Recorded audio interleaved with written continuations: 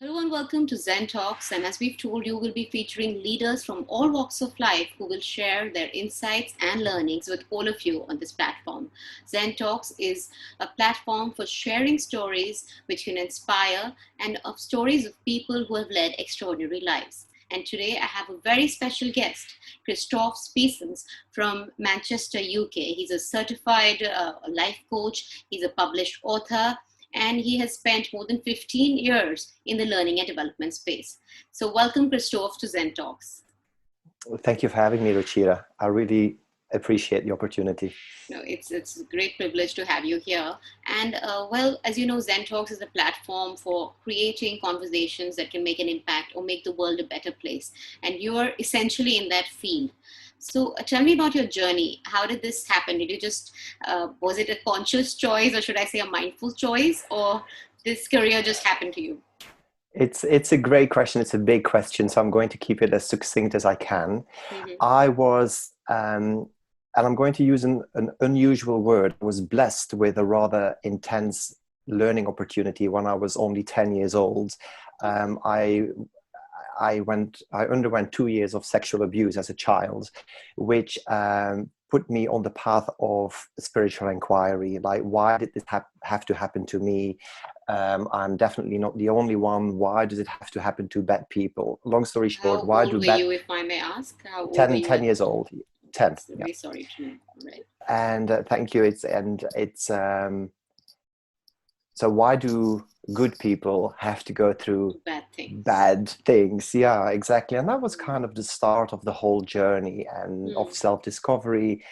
And it has put me in contact with many people who were of a like mind. And Sure. it's been a really wonderful journey. As you said, 15 years in learning and development. Mhm. And 5 years ago, I started my own training and coaching consultancy. And I traveled the world doing my workshops based on mindfulness and life coaching to help people reconnect to the flame within, which we all Their inner have. selves. All right. Yes, yeah, which we all have, but it's not always easy to Mm-hmm. access it. And it takes a Okay. little bit of practice, and it takes a little bit of guidance. And especially in these days, it's even more Mm. difficult, but it's also Than even ever more before. necessary to That's do true. that. Mm. Great. But my second question to you is that you have two books and your own podcast, and you have Mhm. interacted with so many people. In fact, we've spoken to a few people who've attended your workshops, and they've said that you've really changed their lives for the better. So, how do you plan to make people's life better, or how have you been doing so in the past? Great question. It's perhaps not an easy one to answer, but I will go by my experience. And I think one thing that happens during the workshops, whether that is something that I facilitate or whether that is something that is generated, is that there is a space. A space is being created for people to open up and Okay. go deep and explore. And I think it's the holding the space for someone Mm. that is so important, and that includes, we can do that for ourselves Sure. when we live in a day and age where everything is go go go, now, instant. Hmm. And so when people come to a talk or they have a private coaching session with me, yes, of course I have a program and there is content, but Mm. I allow for a lot of space. And when you give someone space to just be, you Mm. help them to shift from what we call in the world of mindfulness, we shift from the doing mode into the being mode. And that's when usually there's a lot of magic that happens, because Great. it's about removing any self-imposed pressures, any judgments, any expectations. And that doesn't mean we no longer care or we don't have goals or we are no longer ambitious. We can be all of that, but we can do it in a different way. All right. But tell me in layman, in simple layman terms, what exactly is mindfulness? How would you define it? And whenever the word mindfulness comes up, there's a lot of intangible, there's a lot of jargon, a lot of rhetoric. So can you tell me, cut through the chase and tell me exactly what it means for a person like you and me, I mean, for a regular person? I'd love to. And thank you for asking that question, because I like to keep things simple. And I think simplicity is at the core of mindfulness. Definitely. It's about creating a gentle breathing space between you and your constantly thinking mind. And when you do that through meditation, through mindfulness practices, you create that space that allows you to take a step back for a moment and to look at things and to see them in a different light, to see them with more clarity. And that usually allows you to respond to a situation or to a person who has upset you or whatever the trigger is, and respond rather than react. We usually react, and we snap back, or we send an email that we then regret sending because it was rude or whatever, it wasn't professional. And so that is one of the many things that mindfulness does.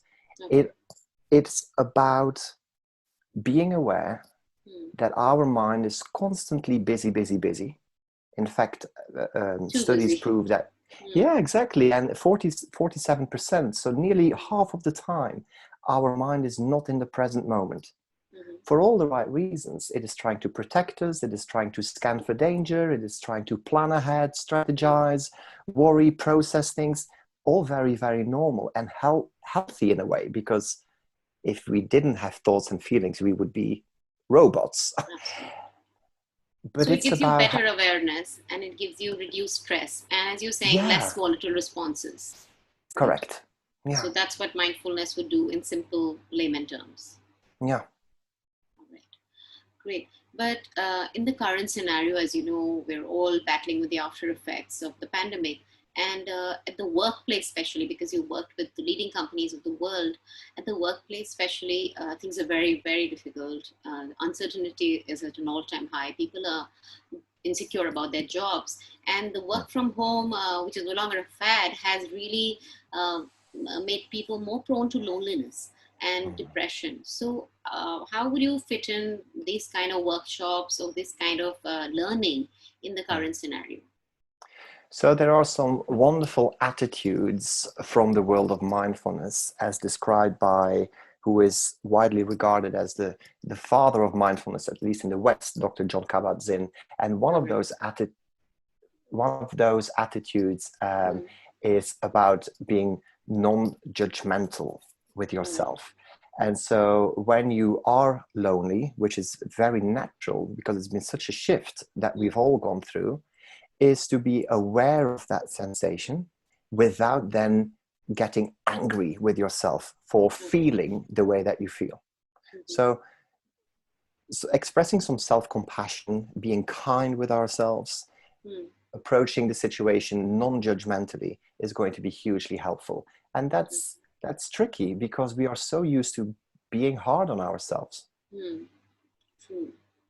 Great. So tell me, like I asked you, in the current work from home scenario, how can we maintain connectivity and empathy within workplaces, and for employers and employees? What are the kind of tips that they should incorporate in their learning and development programs? Yeah.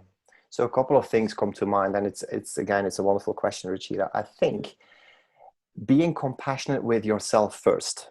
When you develop that muscle, which is related to the insular part of the brain, which helps with empathy and intuition towards ourselves, when we cultivate that practice, we will naturally also do that towards other people.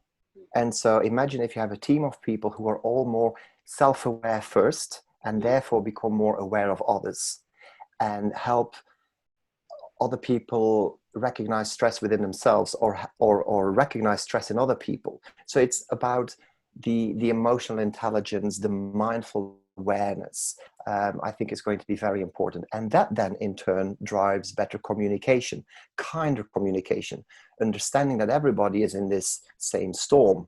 we're all in a different boat, but the storm is the same for all of us. It's So I important not to think, be judgmental, as you said. yes, 100%. Yeah.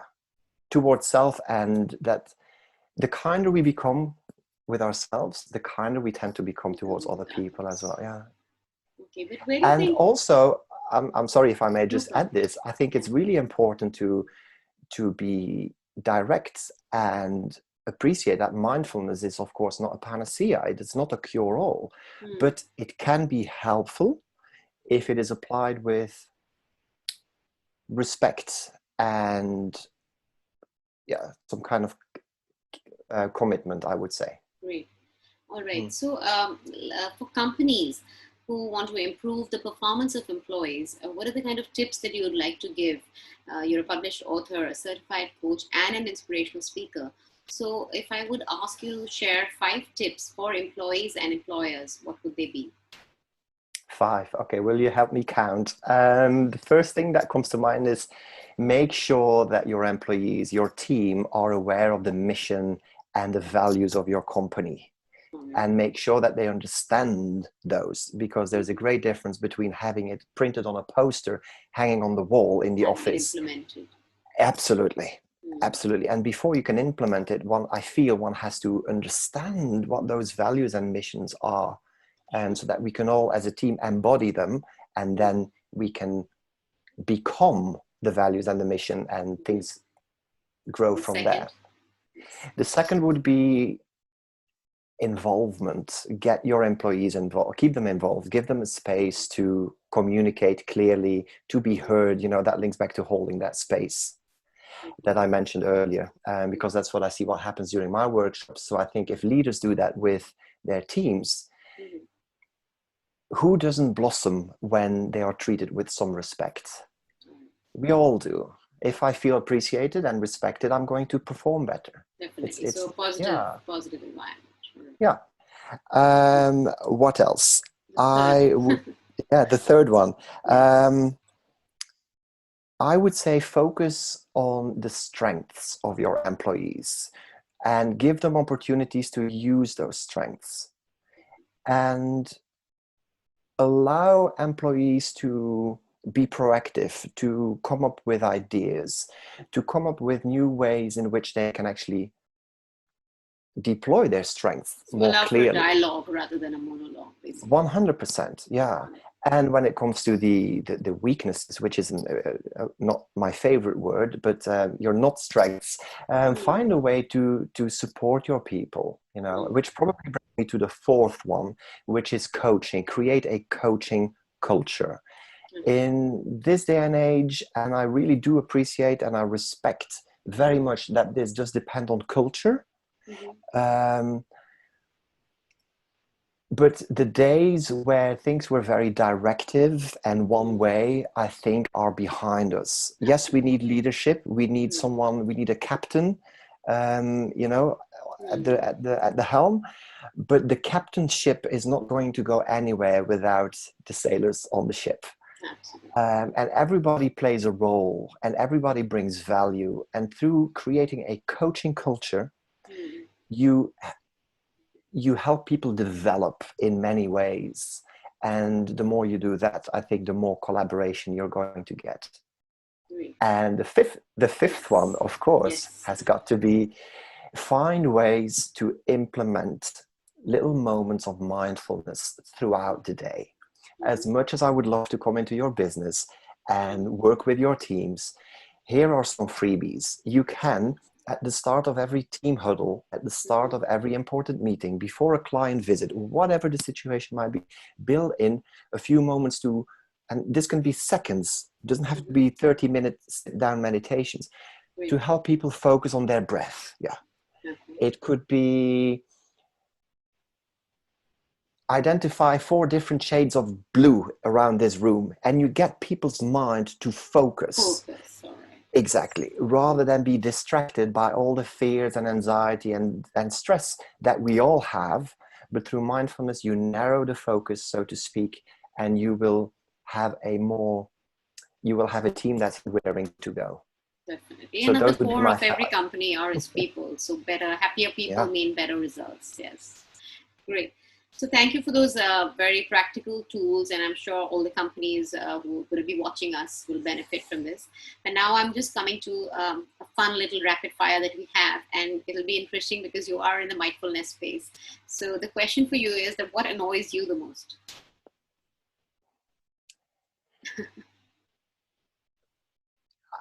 Here is why I'm just thinking this through, and I want to give you a question, an answer from the world of mindfulness. So the non-judgment is really, really important. Mm-hmm. And so when I do find myself judging, then That's what that annoys me, all right. which then of course allows me to practice mindfulness, because it's about not judging my judging. All Like I right. said, we are human beings. We are going to have opinions. We're going to be influenced by people. Some people will annoy us at times. A situation might be really stressful. Okay. But so it's being aware of my, ooh, I really don't like what's happening here. And you know what? It's okay. It's So you okay. deal with it. So how do you calm Yes. yourself then? When you do get angry, how do you calm yourself personally? So again, beautiful question. The awareness is the main thing. It really is. And I know that's perhaps not layman terms, but being aware of what's of Happening around you. anything, that the energy that's building is usually, that's the stop sign. That's the All stop right. sign. Okay. All Now, right. how do I get to calming myself down? It can go fairly quickly. I can go for a brief walk, do some stretches, some positive thoughts, affirmations, as long as they're genuine and credible, Mm-hmm. and mindful breathing. Okay. Yeah. And lots of self-compassion. Great. Great. Thank you. You might be a mindfulness teacher, you might be a coach, you might be a published author, you might be a world leader who's got a lot of tips and tools. But you can still get angry. Of course. Of Yes, of course. course. We're all human after all. Great. So what is your favorite quote? That's the last question. What is your favorite quote? I'm Something going that always to comes to your mind. I'm going to bring in my granddad, who was my hero, and he always used to say to me when I was a kid, one day at a time. And that's it. That's all he said. One day at a time. Always when I would leave the care home, he would pat me on the back and he would say, one day at a time. And do you know what? He's so right. Absolutely. Of course we plan. Of course we have goals, dreams, ambition. Mm-hmm. But today is where it's at. What matters. Hmm. Great. Thank you so much, Christoph, for those very practical tools. And as you explained beautifully, mindfulness is all about better communication, better empathy, better performance, and increased job satisfaction, and maybe better relationships also. So thank you for sharing all your inputs with us and your insights. And thank you for being with us on Zen Talks. Thanks a lot. Thank you again for having me. Really appreciate it. All right. And all of you, don't forget to like and subscribe to this channel. And you can also get in touch with Christoph if you'd like a personal session. You can follow him on his social media links or get in touch with him. Thank you all, and goodbye.